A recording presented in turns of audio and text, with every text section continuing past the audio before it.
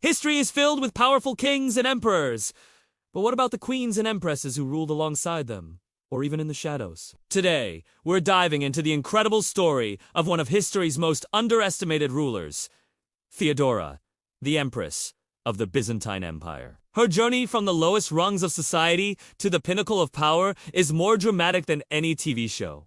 She wasn't just an emperor's wife. She was a courtier, a brilliant strategist, and a revolutionary who changed the course of an empire. So, how did a woman once scorned by society become one of the most influential figures of her time? Let's uncover the story of the forgotten empress. Theodora's story begins around the year 500 AD in Constantinople, the glittering capital of the Byzantine Empire.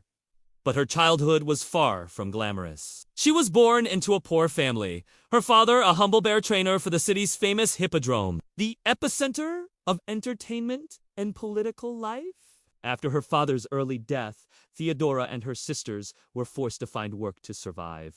In a world with few options for women, she became an actress and performer. In Byzantine society, this profession was considered scandalous, placing her on the absolute margins of society. Her early life was one of struggle and social exclusion, but it was this very environment that forged her incredible resilience, sharpened her intelligence, and taught her how to read people skills that would later define her reign. So, how does an actress from the bottom of the social ladder end up on the imperial throne? This is where her story takes a turn worthy of a Hollywood blockbuster. In Constantinople, she met Justinian, the nephew and heir to the reigning emperor. He was captivated by her beauty, wit, and sharp mind. But there was a major problem.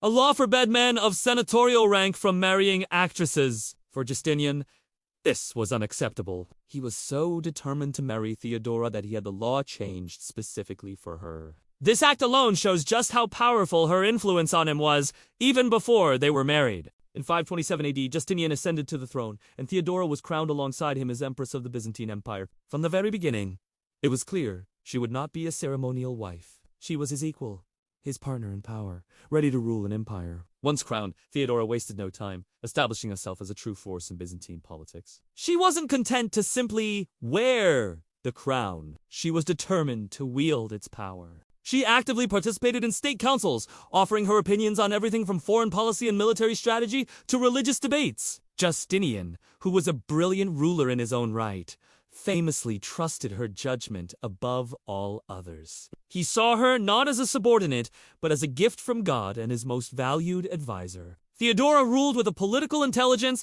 and an authority that stunned the male-dominated court. She wasn't just the power behind the throne. She was seated right on it, governing as a Corregent who commanded respect and, when necessary, fear. Theodora's true test and her most legendary moment came in the year 532 AD during the Nika Riots.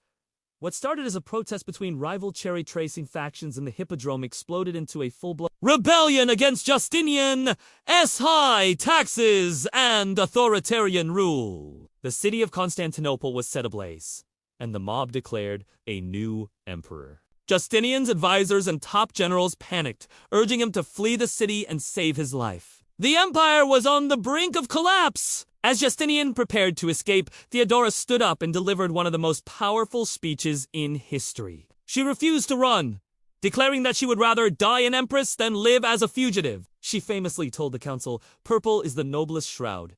Her incredible courage shamed the men into action. Inspired by her resolve, Justinian stayed, ordered his generals to crush the revolt, and saved his throne. The Byzantine Empire survived that day because of one woman's iron will. Beyond her political prowess, Theodora was a true champion for the marginalized, especially women. Drawing from her own difficult past, she used her power to enact sweeping legal reforms to protect them. She passed laws that outlawed forced prostitution and established homes to help former prostitutes rebuild their lives with dignity. She fought for and won women the right to own property, inherit wealth, and even seek a divorce from abusive husbands. In an era where women were often treated as little more than property themselves, Theodora's actions were revolutionary. She was, without a doubt, one of history's earliest and most effective advocates for women's legal rights, leaving a legacy of social justice that was centuries ahead of its time. Theodora also understood that in the Byzantine Empire, religion and politics were inseparable.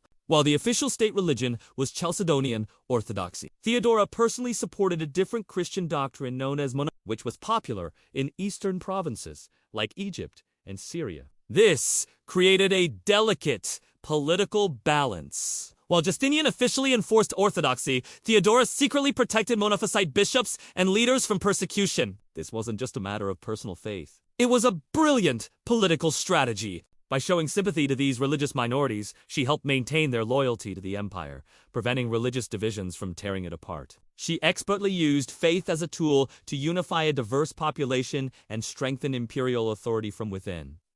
But let's be clear, Theodora was no saint. To survive and thrive in the brutal world of Byzantine politics, she had to be as ruthless as her enemies. She understood that power required strength, and she was not afraid to use it. Theodora commanded a network of spies that kept her informed of every plot and whisper in the palace. Those who dared to challenge her or Justinian often found themselves exiled, imprisoned, or stripped of their wealth and titles. Nobles and rivals learned to fear her sharp intellect and her long memory. She masterfully balanced acts of mercy and charity with an iron-fisted control that kept the powerful in line. This combination of compassion for the weak and ruthlessness toward her enemies is what made her such an effective and formidable ruler. Theodora's incredible reign came to an end in 548 AD when she died, likely from cancer. Her death devastated Justinian, who mourned her for the rest of his life. He never remarried, and many historians note that his reign lost much of its dynamism and brilliance after she was gone. He continued to pass laws they had planned together, a testament to her enduring influence. But her legacy was far greater than Justinian's personal grief.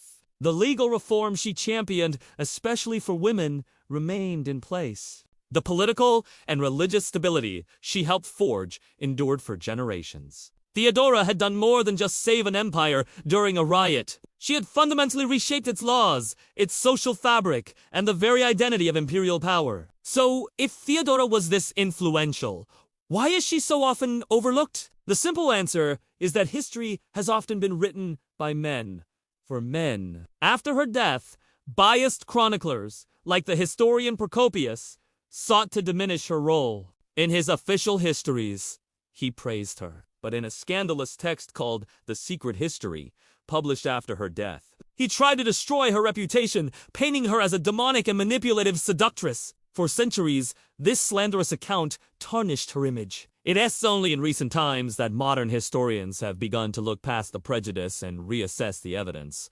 uncovering the truth of her remarkable achievements. Theodora's story is a powerful reminder that history's greatest figures are not always the ones with the loudest voices or the most prominent titles. She was not a footnote in her husband's reign. She was a co-architect of one of the most brilliant eras of the Byzantine Empire, rising from the depths of poverty to a position of absolute power. She proved that courage, intelligence, and will could overcome any obstacle.